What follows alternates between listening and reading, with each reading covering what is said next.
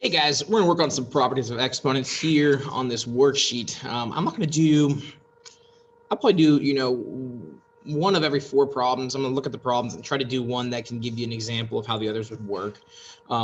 So I'll start at the beginning. Problems 1 through 4 are all pretty comparable. So I'll do one of them to give you an idea of how this may work. I'll do problem number 3, and that should help you out with problems 1, 2, and 4. All right. The way that I would approach this when I first look at it is I like to identify what are the pieces that are building, what we got going on here. There's no addition or subtraction symbols, but what we have is we have 4 different pieces, and they're separated by multiplication. 4r to the negative 3. It's implied it's 4 times r to the negative 3 times 2 times r squared. So there is multiplication that's separating pieces of the expression.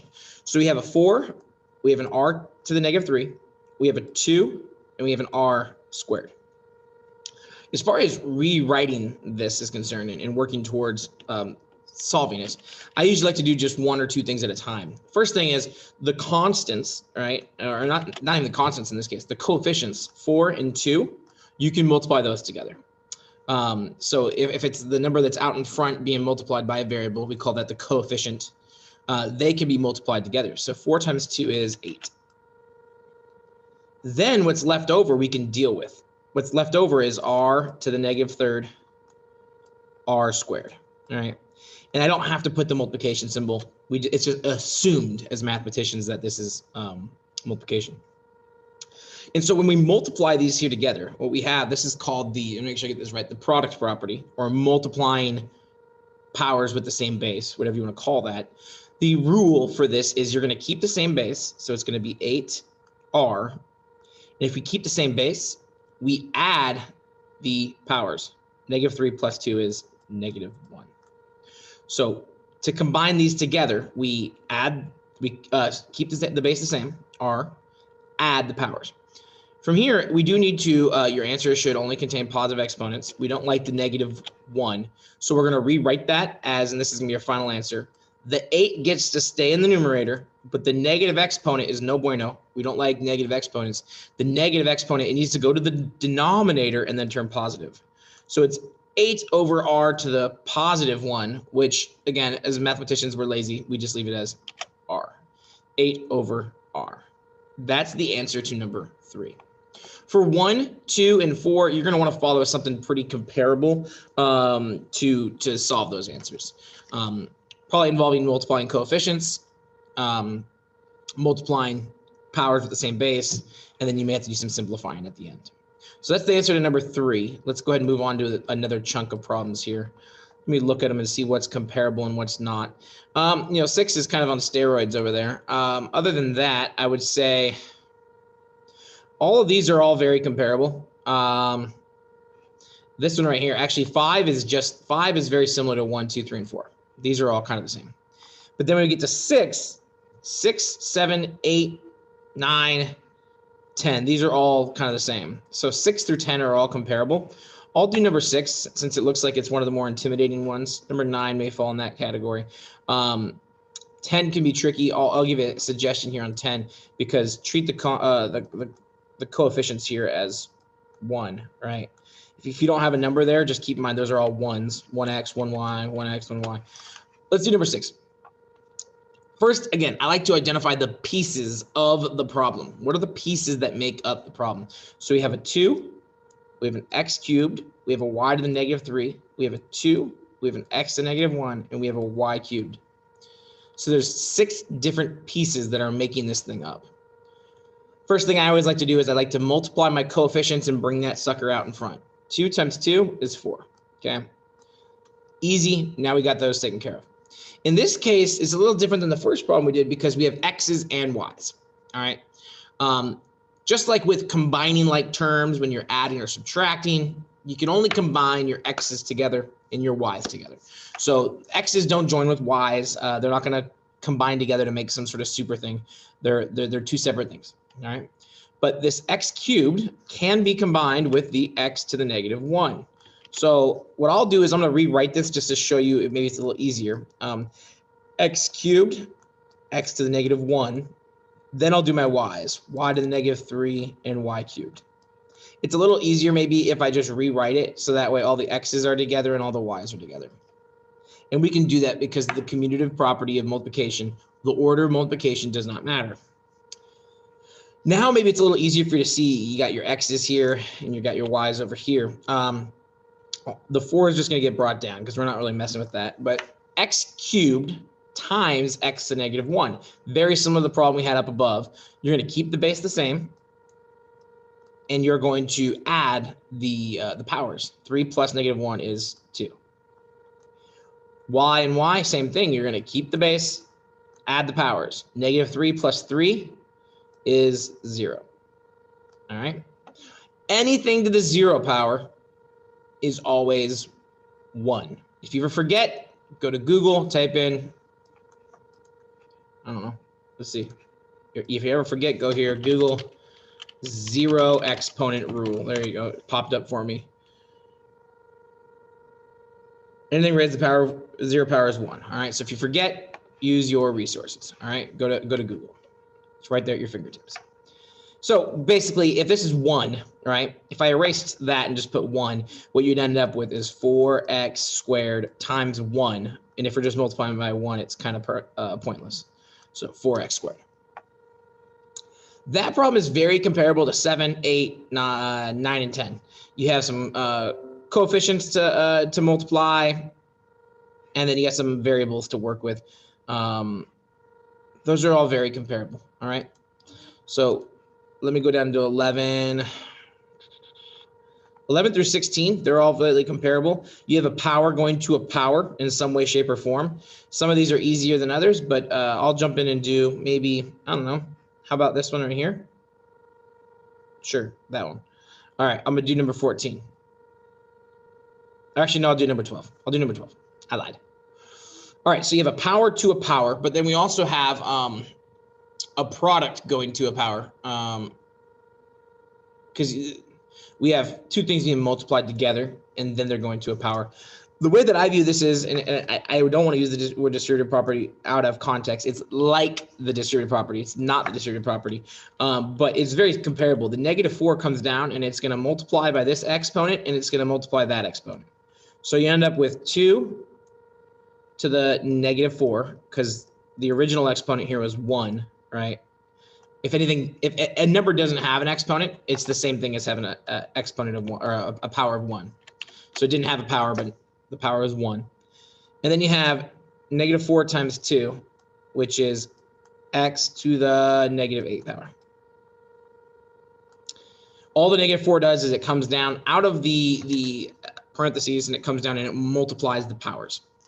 So we end up with 2 to the -4 times, we have x to the -8. All right, that was 2 times -4 is -8. We don't like negative exponents, so what ends up happening is the 2 to the 4th power goes to the bottom. 2 to the 4th. X to the -8, we don't like negatives, so x to the +8th power in the denominator. And then once we got rid of everything in the numerator, we leave it as a 1, right? Not a 0, but a 1, as kind of like a placeholder of the top part of the fraction. Now that's not fully simplified because we can do 2 to the 4th power. All right, we can make that a single number. 2 times 2 is 4, times 2 is 8, times 2 is 16. So it's 1 over 16 x to the 8th power. And that is the answer to number 12. 1 over 16 x to the 8th. 11, 13, 14, 15, 16. These are all very comparable to that example. Moving forward, let me see if those are also kind of comparable. 17, 18, 19, 20, kind of the same thing. So I would just kind of, I'll leave those with the same idea. 21, 22, 23, 24, 25, 26, 27, 28, all the rest, okay? All the rest here, basically starting at number 21. 21 through 30, they're all very comparable. Some of them are easier, like the first couple here, they're easier. And then some of them get a little harder. What I'll do is, I'll say 21 through 25 are comparable.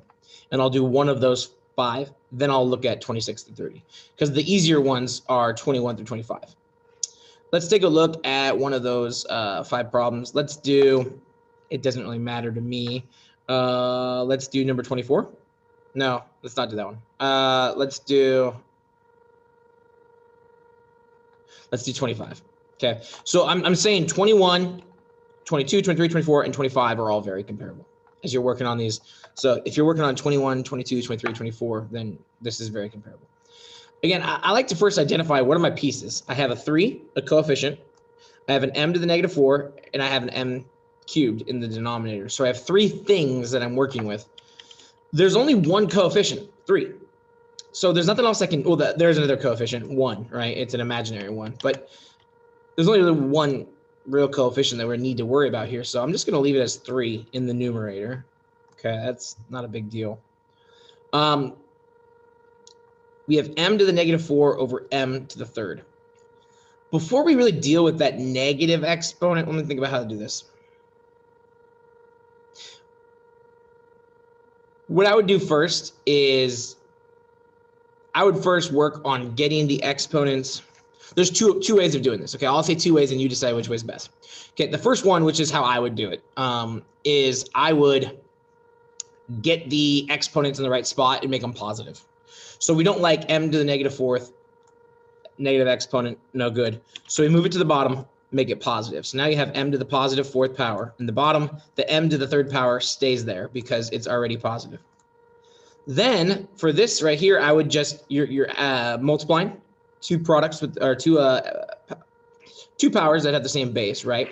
So I would do 3 over m, 4 plus 3, you're gonna add, is 7.